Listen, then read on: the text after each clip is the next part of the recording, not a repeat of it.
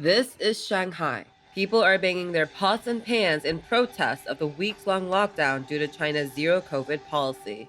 For weeks, the residents here have been forced into confinement, cut off from food supplies, and beaten for failing to comply to the policy's strict measures. The strategy meant to protect these Chinese citizens from the COVID virus and curb the pandemic has in fact turned into a dystopian nightmare.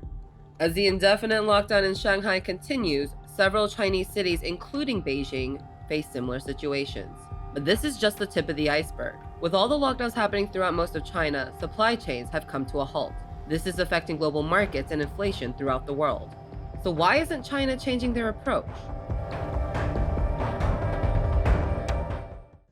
Shanghai is the commercial capital of China and the biggest city in the country. It has a population of 25 million and is the third largest population in the world after Tokyo and Delhi.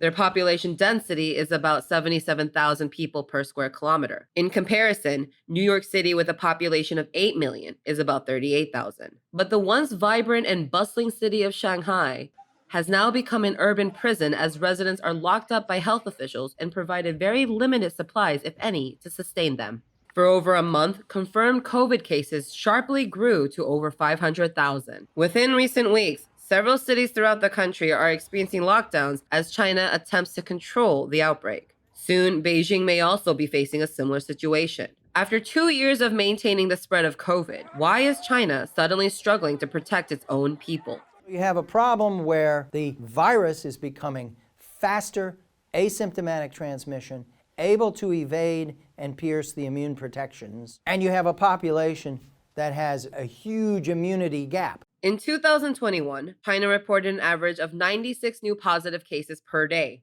The United States, on the other hand, reported a daily average of 93,000 new COVID cases. It seemed like the zero-COVID policy was working for China.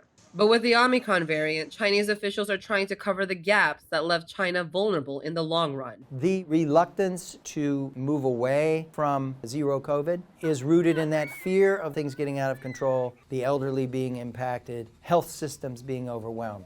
The Chinese government relied heavily on their lockdown systems and quarantine camps, sacrificing the well-being of their citizens.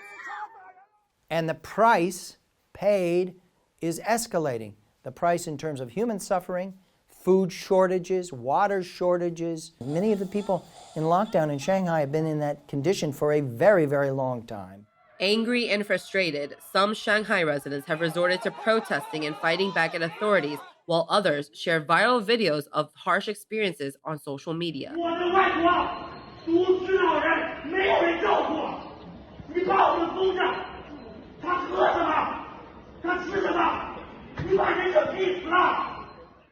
But the Shanghai lockdown isn't only affecting the residents. It's caused huge disruptions in supply chain and production, creating major economic blows to President Xi Jinping's plans to outpace the U.S. in GDP growth this year. This lockdown is guaranteeing that the rates are going to be significantly lower than that, and the policy of zero COVID is severely disrupting their supply chains globally by 50%.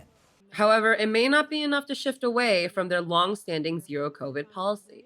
There is this common opinion that President Xi will stick to the zero COVID at least until the Party Congress is completed. We have to ask ourselves, where does this go next? The 20th National Congress of the Chinese Communist Party will be held this fall in the capital city of Beijing, where Xi Jinping is seeking re-election. However, with no end in sight for the lockdowns, Shanghai residents and many others have already reached their limit. With looming concerns for a possible Beijing lockdown, we may yet see more brutal consequences of President Xi's zero-COVID policy. And it seems the true threat isn't the virus.